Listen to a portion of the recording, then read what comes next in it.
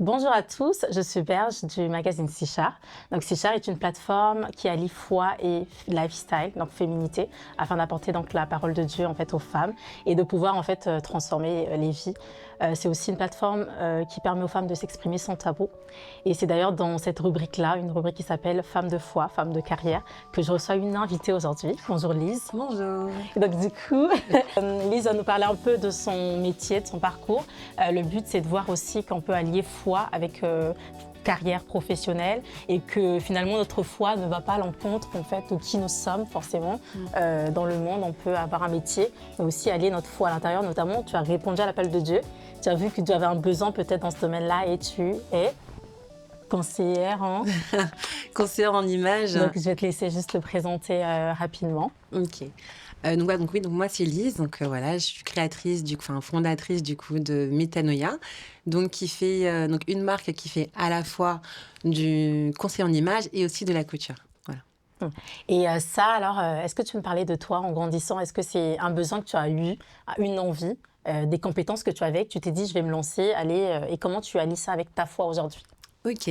Alors moi, c'est très simple. On va dire que c'est vraiment une passion qui est née dès l'enfance. Et c'est vraiment les enfants lambda en général, hein, quand on veut s'occuper un petit peu, soit on dessine, soit on essaye de jouer un petit peu.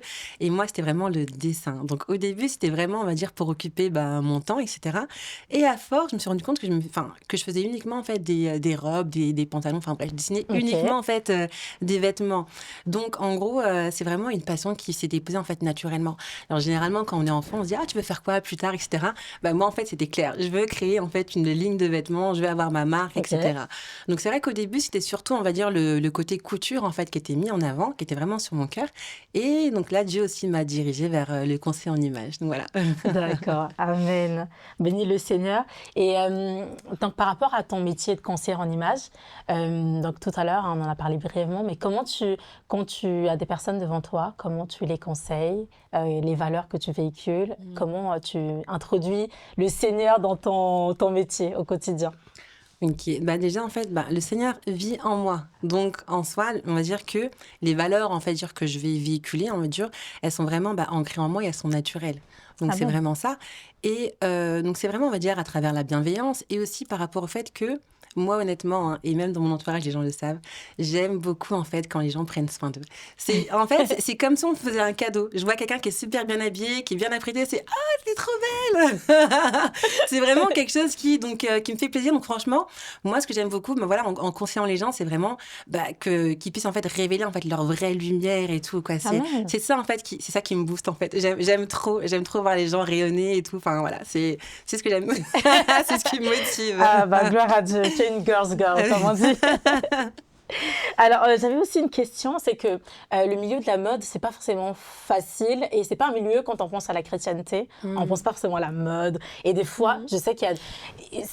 Alors, tu vas peut-être m'éduquer là-dessus. J'ai froissé mon visage. Oui, tu vas m'éduquer là-dessus. Mais en fait, quand on voit, par exemple, de plus en plus, peut-être on voit des mannequins qui sont chrétiens et tout. Et moi, je me suis dit, mais est-ce que tu rencontres des défis, justement, dans ce milieu-là, en tant que femme chrétienne?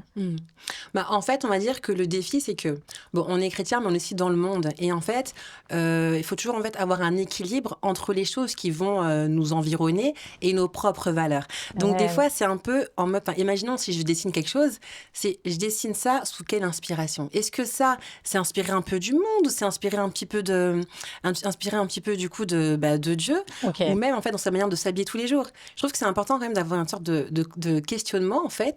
Je veux dire que cette tenue que je porte, si quelqu'un me voit dans la rue, est-ce que ça fait chrétienne, pas chrétienne? Qu'est-ce que Dieu dirait de moi s'il me croise comme ça dans la rue? Donc en fait, c'est un peu ces questionnements-là qui me permettent un petit peu toujours d'équilibrer les choses. Voilà. Mais c'est vrai que c'est pas forcément évident parce que quand on regarde vraiment la mode en soi et la direction qu'elle prend, c'est vrai qu'on est beaucoup sur tout ce qui est un peu dénudé, tout ce qui est un peu la mise en valeur du corps en fait, mais pas de la manière en fait dont on l'imagine en tant que chrétien. Donc voilà, donc c'est vraiment l'équilibre à avoir et des fois c'est vrai que c'est un peu délicat. Amen, amen. Donc, il faut choisir une tenue. On sait qu'on peut aller à l'église avec. Oui. Et on peut aller dans la rue. Exact. Et qu'on ne va pas se poser des questions forcément. Exactement. Alors, je continue. Donc, on avait aussi une question très importante. Je sais que parce qu'on a eu le temps de s'appeler en amont, de discuter, et on avait parlé en fait de l'identité et de l'image. Et donc, je lis un peu ma question. Donc, en tant que conseillère en image, comment définis-tu la notion d'image? Donc, de quelle image est-ce qu'on parle, justement? Et quelle différence est-ce qu'il y a en fait entre l'image et l'identité? D'accord. En fait, déjà, l'image en question, c'est vraiment une représentation de quelque chose. Donc, en soi, si on parle de l'image d'une personne, c'est en fait la représentation, on va dire, physique de la personne en question. Après, la chose, c'est que du coup, l'image, en fait, est un peu le résultat, du coup, de l'identité de la personne. Imaginons, je suis quelqu'un de très sportive, etc. Forcément, lorsqu'on va me voir apprêter, peut-être que j'aurai peut-être souvent les cheveux attachés. Enfin, c'est vraiment des stéréotypes, hein, de grosses étiquettes. Mais on peut voir à peu près que, elle a l'air d'être un peu comme ça, un peu comme ça. Donc, c'est vraiment ça. Donc, en gros, l'image est en fait le résultat, du coup, de l'identité. Après, la chose, c'est qu'il peut, des fois, arriver que l'image renvoyée ne soit pas, du coup, en alignement avec l'identité de la personne. Donc là, du coup, on découle un peu sur du déguisement, vulgairement parlé. D'accord. Mais c'est un peu ça. Donc en fait, le but de l'image, c'est qu'il y ait une cohérence entre qui on est et l'image que l'on renvoie. Amen. Voilà. Waouh. C'est vraiment ça. Quelle belle question et quelle belle réponse. Vraiment une très belle réponse. Et donc, l'avant-dernière question, parce que tu as tellement bien répondu. On va aller vite. Quelle est l'influence des tendances sur nous? Est-ce que ça vient altérer aussi quelque part notre image ou pas? Ou notre identité?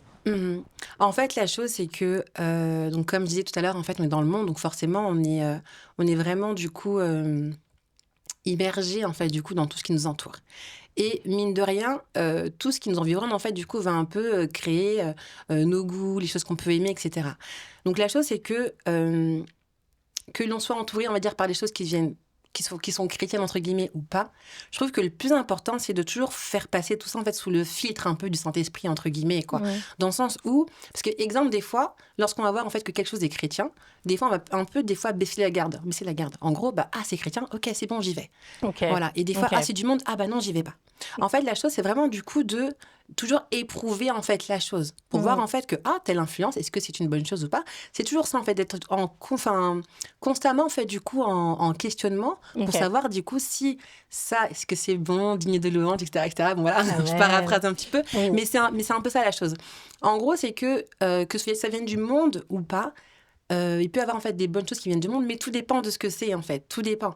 C'est ça en fait. Tout n'est pas à jeter, mais en toute chose, il est important du coup d'éprouver les choses, quoi. C'est important. Amen. Et là, donc, il y a une notion, effectivement, si je comprends bien ce que tu dis, de responsabilité personnelle, Exactement. à savoir ce qu'on prend, ce qu'on prend pas, parce que les tendances, ça peut venir altérer qui on est, nos valeurs, mais aussi à un moment donné, tout n'est pas en fait à jeter. Par exemple, nous, on est sur les réseaux sociaux. Oui. C'est une plateforme qui nous permet de parler. On peut aussi utiliser les réseaux sociaux à bon escient. Exactement. Alors que dans certaines églises ou certains chrétiens peuvent dire non, il n'y a que des mauvais trucs et j'y vais pas. Voilà. Effectivement. Et même en gros, pour rebondir sur ce que tu dis, quelqu'un pourrait dire ok, là c'est quelque chose de chrétien, donc du coup, bim, je vais écouter directement, mais voilà, sans forcément savoir si cette chose chrétienne, est-ce que tout est bon dedans ou pas. Donc c'est ça. En fait, moi, ce serait plus en fait le côté de faire preuve de discernement dans toute chose. C'est vraiment ça. Amen. C'est vraiment ça. Alors, donc je pense que par rapport au thème, donc notre thème avec Lise, on a discuté sur le thème de l'image et de l'identité. Et tout à l'heure, tu as déjà répondu de la manière très bien éloquente.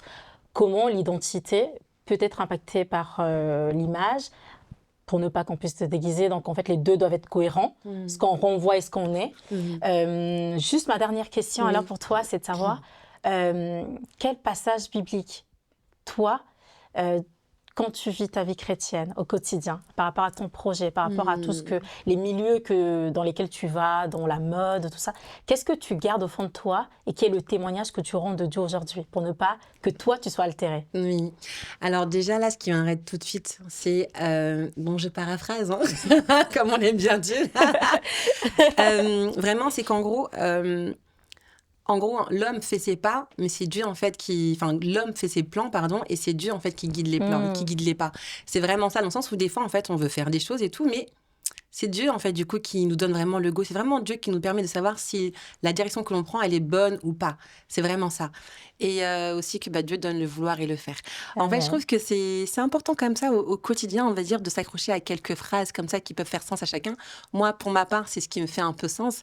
Et de toujours, en fait, chercher, du coup, l'authenticité de la chose. Amen. Exemple simple, ma voisine peut aimer telle ou telle chose, mais comme dit la parole, c'est que tout ce qui n'est pas conviction est péché. Donc, Mm. c'est un peu ça, en fait, du coup, d'être en fait soi, d'être vrai avec qui on est et aussi du coup d'avoir conscience de qui on est en création. Il est vrai que Amen. voilà, là je parle comme ça du coup assez librement, mais lorsque l'on ne connaît pas vraiment qui on est, lorsqu'on a un doute en fait sur notre identité profonde, il est en fait difficile du coup de pouvoir marcher, on va dire, avec assurance, etc. C'est un peu ça. Amen. Quelqu'un qui peut marcher avec assurance, c'est quelqu'un qui sait qui il est, Mm. qui sait en fait ce qu'il vaut, qui sait en fait ce que Dieu dit qu'il est dans la parole et qui sait que Dieu l'aime. Amen. C'est un peu Amen. ça. En tout cas, merci beaucoup. Merci à toi. Et donc, c'était Berge de Sichard avec Lise, donc notre intervenante aujourd'hui. N'oubliez pas, nous sommes des femmes de foi, femmes de carrière. Tout ce que Lise a pu nous dire, elle nous a instruit sur l'image et l'identité. Donc, crois en toi, crois en ce que tu es. Et le Seigneur, en fait, fera éclore quelque chose de bon, quelque chose de merveilleux. Et si tu avais des problèmes d'identité, des problèmes où tu te sentais pas bien dans ta peau, sache que le Seigneur a créé une merveilleuse créature et que n'hésite pas de nous écrire si tu as un témoignage que le Seigneur t'a restauré ou si tu as un témoignage que tu ne te sens pas bien. On prendra le temps de te répondre, que ce soit moi ou Lise, pour te parler en fait de comment le Seigneur t'a créé merveilleusement bien. Alors shalom, n'oubliez pas de vous abonner et voilà, de partager également. Shalom, shalom. Amen. Amen.